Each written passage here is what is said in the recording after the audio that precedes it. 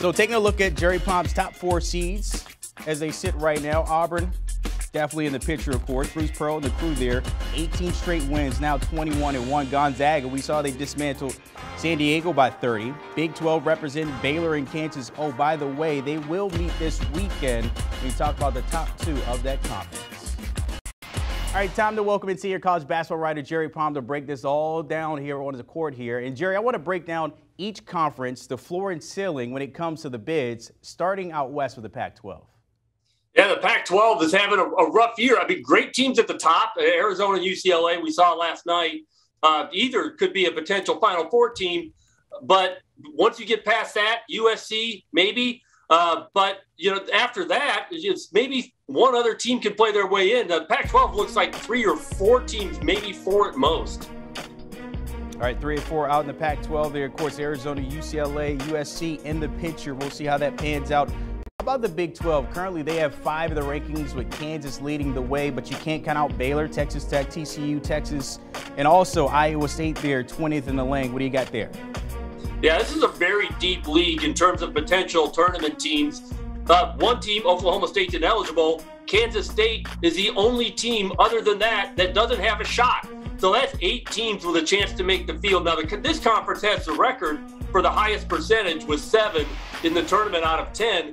They've done that a few times. That seems likely again this year. It could fall to 6 as these teams beat each other up. 8 just seems unrealistic. So 6 or 7 for the Big 12. All right, the Big 12, we've dubbed them as maybe the conference of the year when it comes to those teams in there. How about the Big 10? They have 5 schools in the ranking. What's their floor and their ceiling there in the conference? Yeah, it could end up being just those 5, and it's really going to largely depend on how the 2 behind that group, Indiana and Iowa, fare.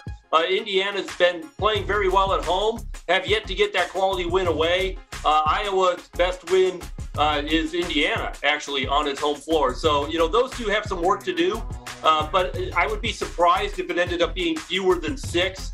But 7 is also possible for the Big 10. I feel like every year we're talking about the Big 10 as far as just beating up on each other, but still staying alive in the rankings. Maybe the same case this time around. How about the Big East? Highest ranked team there, a little different. Villanova at 12, and then others, of course, at the bottom half of the 25.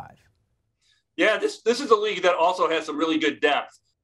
They may not have a team that gets seeded in the top 2 seeds. It depends on Providence, who's still got games to make up and has yet to play Villanova. But, you know, Providence, Villanova, Marquette really coming on strong. UConn. So they've got 5 teams that are really solidly in the field. And then Creighton and Seton Hall are the wild cards. So they can both make it. They can both miss it. So I'm going to say 5 to 7 for the Big East. All right, 5 there. But as you mentioned there, don't count out Creighton or Seton Hall. Elsewhere, the ACC, it looks like it's number 9 Duke.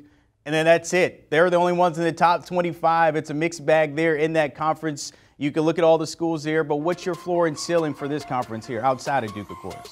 Yeah, I mean, really, there's a massive gap between Duke and the rest of the league. And, you know, in today's bracket, there may not be a team seated in the top half of the bracket other than Duke. There are 5 teams in contention. I'll be surprised if more than 2 or 3 make it. So I would think 3 is the floor, and probably 4 or 5 is the ceiling for this league. But you may not see anybody else in the top 25 other than Duke.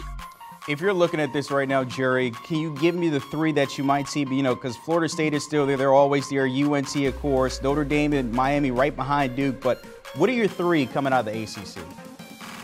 Well, I'm going to lean Notre Dame at the moment. Now that they've got the road win, because they've been more of a home court hero. They won at Miami this week. I like Miami as well. And I think that probably Florida State.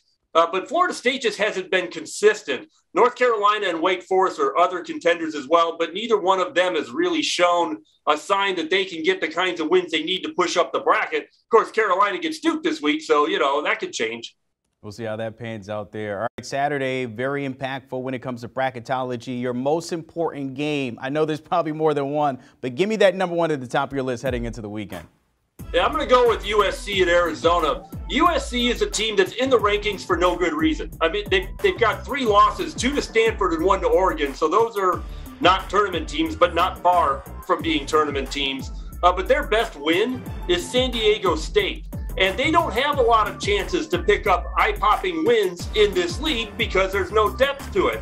So really, the only way they can resume build seriously in this league is to beat Arizona or to beat UCLA. And there are a limited number of opportunities to do that. And one of those is this Saturday in Tucson. All right, we'll see how that pans out for everybody across every conference there in college basketball. As always, Jerry Palm, appreciate your time breaking it down and getting us on the page here before we head into the weekend. Do you want a sports network that delivers everything that matters about the game? The highlights, the picks, the instant analysis, no yelling, no fake debates, no politics. Hit the subscribe button and never miss a moment.